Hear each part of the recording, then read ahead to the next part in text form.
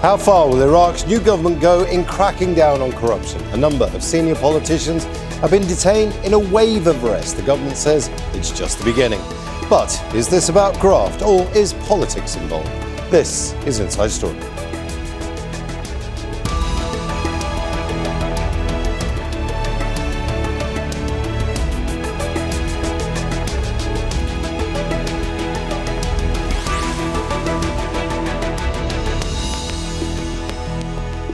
Hello and welcome to the programme. I'm Imran Khan. For more than 2 decades, corruption has been a serious issue in Iraq. The oil-rich nation has consistently been ranked as one of the most corrupt in the world. But this week, its new government has embarked on an unprecedented anti-corruption crackdown. It's targeting many high-profile politicians and other senior figures accused of making illicit wealth and abuse of office. Iraqis have repeatedly protested against what they say is rampant corruption in their nation.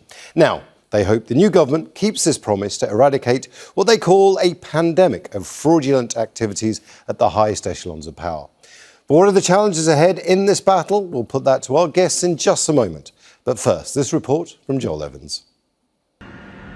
In the early hours of Sunday morning, Iraq security forces launched a large-scale operation in Baghdad's heavily fortified Green Zone. The raids targeted the homes and offices of prominent politicians, MPs and senior officials. State media reported that 47 people had been arrested as part of what officials are calling an anti-corruption crackdown. It later released the names of 15 people who had been detained.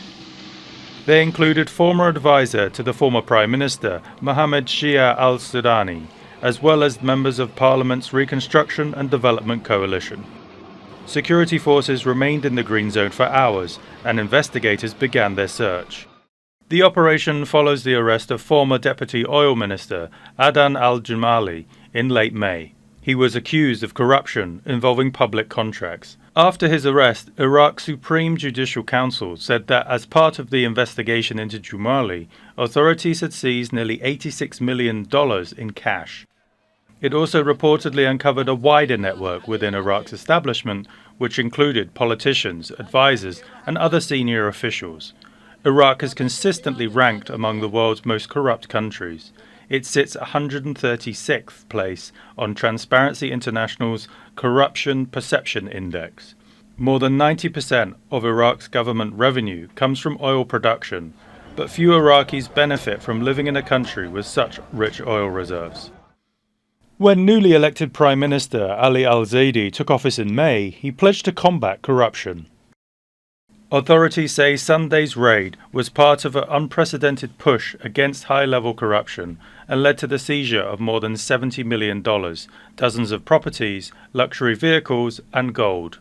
The Prime Minister says this is just the beginning. The issue of corruption is not over. We continue to fight it. Anyone who has public funds must return the funds to their owners. The people's money must return to the people. I am mandated by a citizen who wants a glimmer of hope in his country. I am today responsible for the people, for their lives, and for their interests. I can't stay silent about any mistake. I will not be lenient on the interests of the Iraqi people. And this government will be a distinguished government. In Baghdad, people expressed their support for the government's crackdown. We support the Iraqi Prime Minister in this decision to fight the corrupt. But what we're saying is, does he remember now that it's been 23 years? Corruption eroded the state in an abnormal way and eroded all departments and institutions. This should have been done long ago, but we currently support it. As you see, this is a commercial area with no business left. I swear they left us nothing. The money that they stole must be returned to the country and to the state budget. Others say the action comes too late and that decades of corruption has eroded state institutions and made life difficult for Iraqis. Joel Evans, Al Jazeera, for Inside Story.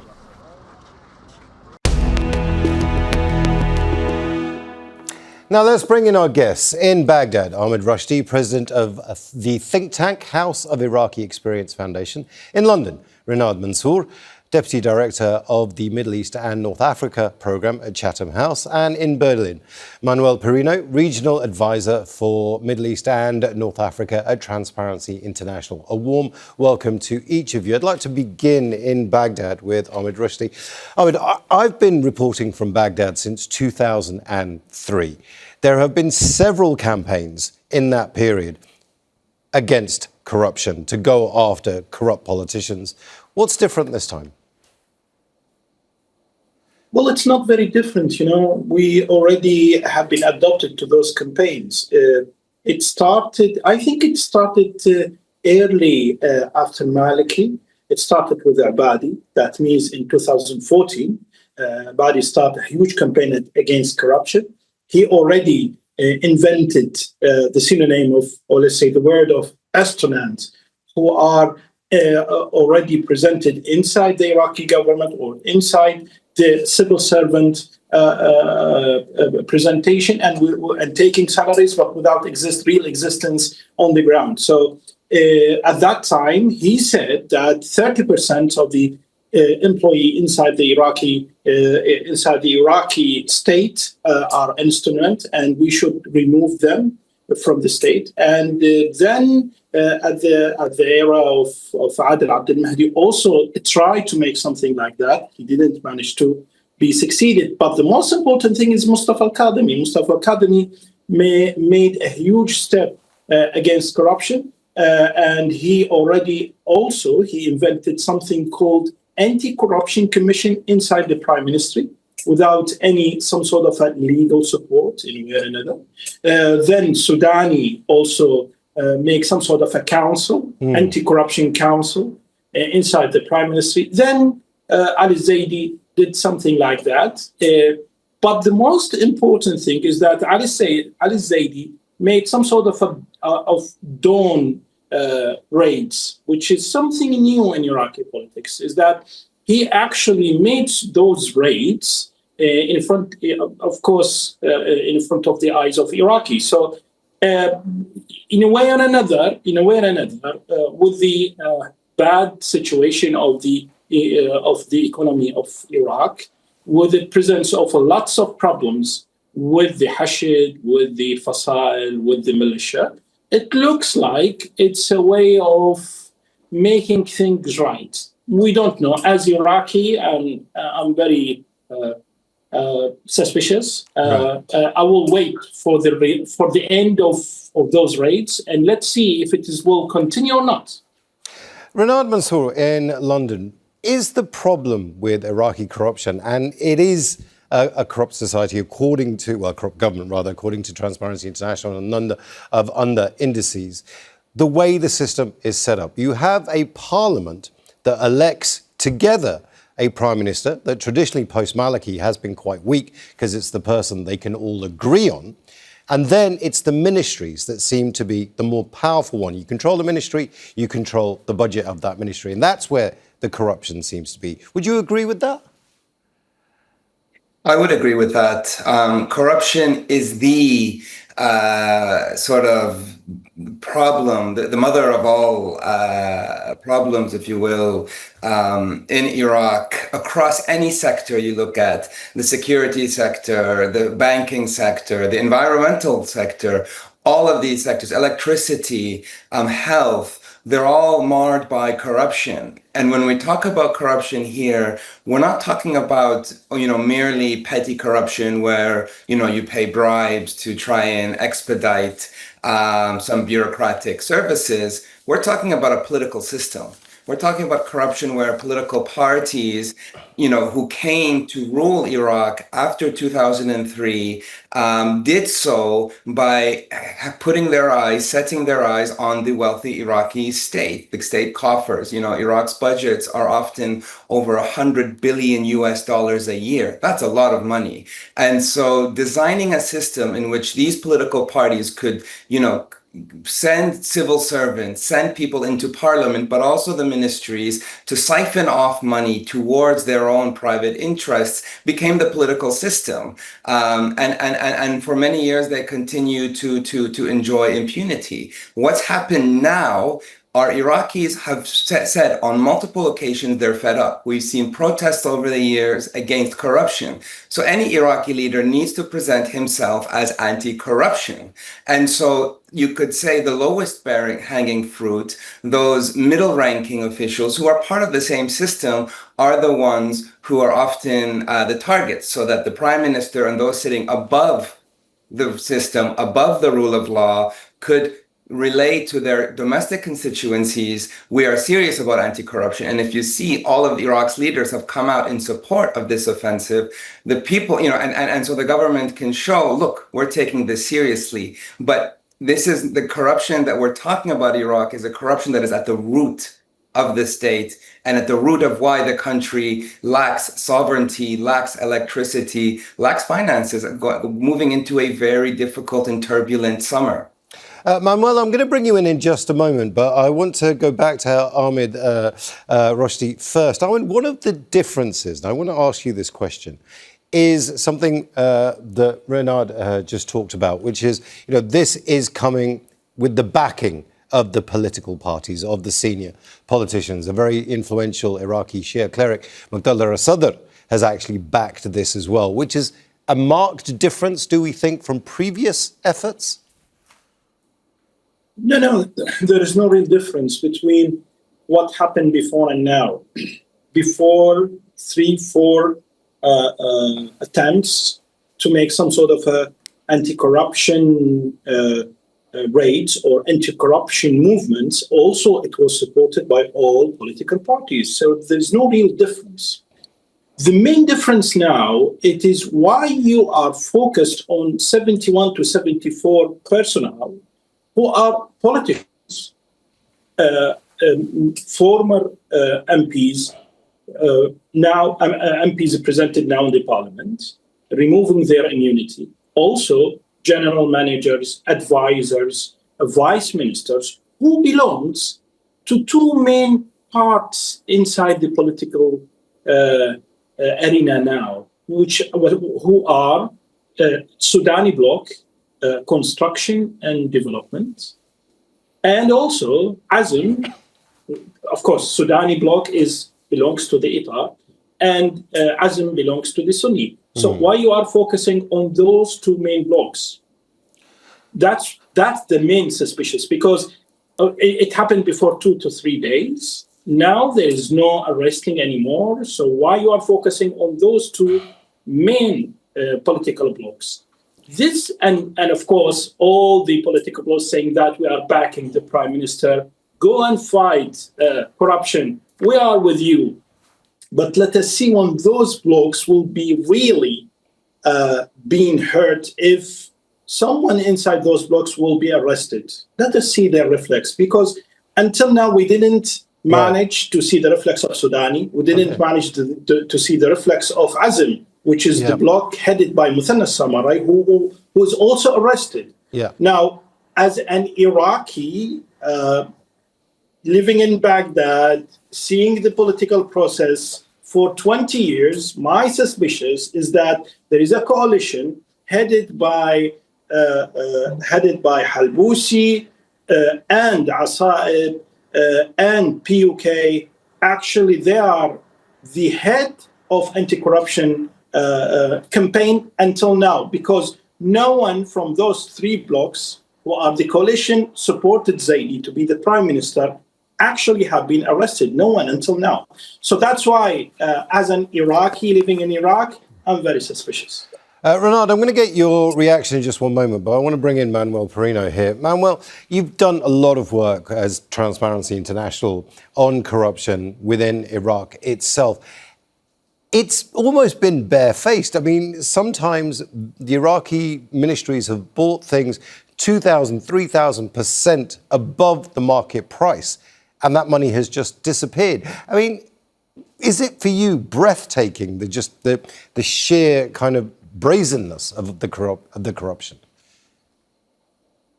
Absolutely. Thank you for the question. It seems to me, and if I can come back to one of the points raised before, that there is a structure here that allows corruption to happen or to flourish. You could say, very theoretically, that no matter who is in the position of power, even if you had a fully alternating system, year on, year off, the structures that allow corruption to flourish, the state capture, the detorment of assets, are there to be exploited. So that is the fundamental problem. Those need to be addressed. And as long as they're there the way they are, these glaring gaps in the anti-corruption structure, this is going to keep happening. Now, to add maybe a silver lining or like a positive note to that, we did see that the work of the Nazaha, the Anti-Corruption Commission, has been improving quite a bit, and significantly, in fact. And this shows, matched with the recent operation, like a daybreak operation, conducted, if I'm not mistaken, by elite forces. So there seems to be like an additional show of commitment, like a bolder statement, almost as if you were expecting some kind of possible resistance. In fact, if I am not mistaken, correct me on the facts, some people managed to leave the compound, which led to the sealing of such a compound, which meant a further show of intensity in this particular action. So these are all very promising factors that need to be taken into a much bigger equation, which is what's going to happen next. Now, it is very brazen. This can take an incredible scale. Like I was said before, this isn't paying a cop to get out of a parking ticket. This is numbering in the millions and in the billions of dollars or euros, whatever currency you want to use. So, and you have seen that there has been like a slight uptick in the scoring and ranking of Iraq in the last years. There is a possibility that this is connected to some action taken to address the initial anti-corruption gaps. However, my larger concern is that now that this bold action has taken place, and it signals something good, I suppose, that the prosecution after that is, number one, it continues with the due diligence and the due process. It seems to be the case for this wave of arrest. It's a culmination of a much longer campaign. It started in its particular current incarnation months ago, but as has been said, even years before, there were like the seeds of that. But however, it needs to continue, and it needs to continue without undue influence. That is super important. Otherwise, and this is one of the bigger risks, it will basically undermine even more the public trust. You will have cynicism like flourishing. No, what's the point of even fighting corruption if the biggest action doesn't come to anything? And maybe to conclude, again, I would like to make an important point on the beneficial ownership of assets in the Iraqi system. That seems to be one of the bigger stumbling blocks. Iraq does have provision in various anti-money laundering agencies for beneficial ownership of assets. However, it doesn't seem to have yet a beneficial ownership transparency law and a fully transparent and publicly accessible beneficial ownership transparency registry. Renad, there is this kind of sense from the three of you that we have to wait and see what this happens. Yes, there was this blitz, and it was all it was all something that hadn't been seen before, but long term, we have to see where it's going from. Are you worried, Renad, though, that this could well be political point scoring? This could well be going after political opponents under the guise of corruption? Because we have seen that in the past in Iraq as well. Yes, I think we need to be frank here. Not all sides are under this campaign. I mean, there's a very clear political agenda in this anti-corruption campaign, which is looking to target primarily the kind of inner circles of the previous government, just like that government did to the government before it. If you recall the heist of the century, when the then new Prime Minister Sudani uncovered that the previous administration had been taking billions of dollars out of a tax account. And there was this similar show where Prime Minister Sudani stood in front of all of these, dollar bills and cash, mountains of cash taller than him, and announced that he was fighting corruption. So if we are to take that point, 3 years later, his term is ending, and now his successor is doing the same thing, saying that Sudani and his team, who is now being arrested, some of them, were corrupt. So really, what we see here is anti-corruption is also a political tool. The politicians use it in a way to try and target each other. Now, what's key here is who is targeted and who is not targeted. Those who have enough power, those who are influential enough, will not be worried about this. It is really those who have less power and those who are the low-hanging fruit that will be targeted. So As much as there is corruption everywhere in Iraq, and I think this is important, there is a reason why one of the world's wealthiest countries struggles to have electricity, struggles to have good medicine, struggles to kind of give its citizens the day-to-day, because corruption has taken all that money away. Corruption is everywhere, and it's top of the agenda of the entire government, but it's also the political system here. So anti-corruption is very much also part of the political system. Ahmed Rushdi, would you agree or disagree that this may well be a political witch hunt? Well, let us be honest. Corruption is actually some sort of a valve presented inside the body of the political process since 2003. And this valve actually has been opened in every time there is some sort of exceeding of pressure. So what I think is it is too hard to say Iraq gonna heal from corruption. It's too hard. It needs time, but before time, we need the manhood. We need the leaders of Iraq to be convinced that corruption will end a state named as Iraq, which is, I don't think with the presented leaders, there will be some sort of a solution. Why is that? Because money is the main aspect, the main tool after weapon to have a pressure on the other political side. Right. So when we have Hashid inside the Sunni area, and the Hashid is controlling, for example, controlling the economical situation of the Sunni area. And those projects is already presented with a huge kind of money.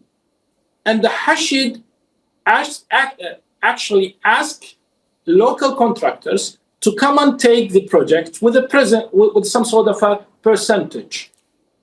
And then those local contractors belongs to the political parties. So you can imagine who get the major benefits of those projects and how the projects at the end will be for the benefits of Iraqis. So you can imagine we are talking about those things since 2006. Sorry, Ahmed, I'm going to just stop you there because you made a number of points. We are running out of time. And I just want to say, when you refer to the Hashid there, you're talking about the militias that came about as a result of the war against ISIL, who are now very political and very powerful within themselves. But I want to go to Manuel.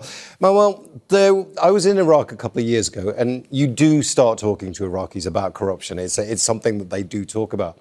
And there was this joke that one of my friends told me that it says that the greatest Iraqi cities are London and Dubai. A lot of the money has gone out of the country.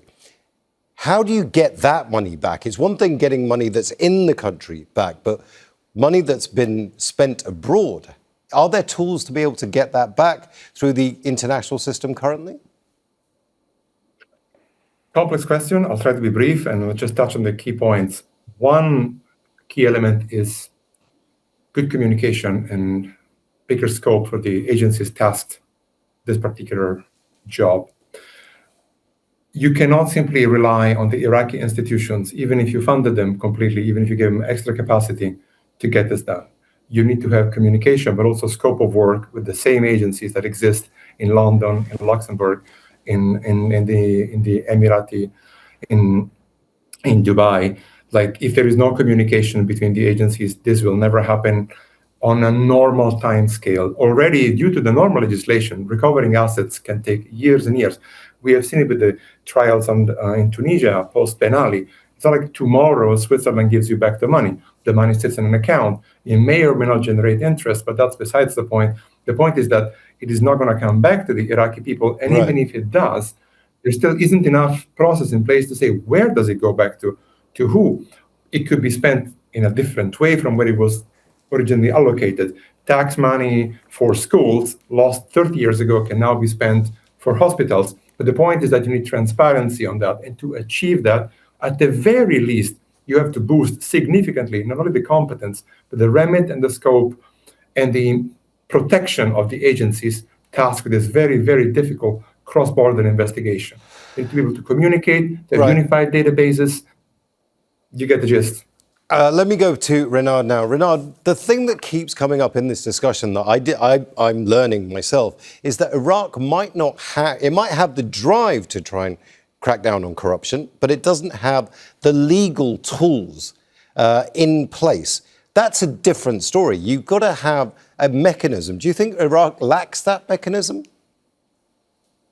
No, I disagree. I think the legal tools are actually there. Iraq has, a commission of integrity. Iraq has a federal board of supreme audit. Iraq has a parliament. Iraq has a judiciary with significant anti-corruption mechanisms there. What the problem is that these institutions aren't allowed to work in an independent or free way. They also have been captured. They also are under the influence of these elites that we're talking about, who are part of this political corrupt system. And because of that, these elites enjoy impunity and know that really there won't be sort of punishment or for that. So I would disagree and say that Iraq very much has the legal infrastructure. What it doesn't have is the independence of those laws, of those tools to be able to pursue genuine anti-corruption of everyone, including the political parties. Ahmed, we are running out of time, but I am going to come to you last. Iraq has the legal framework, it has the tools, it has the drive if it wants to crack down on corruption. You began this by saying, I'm taking a wait and see approach. Is there anything that you've heard in this afternoon that has made you change your opinion on that, or is it still wait and see?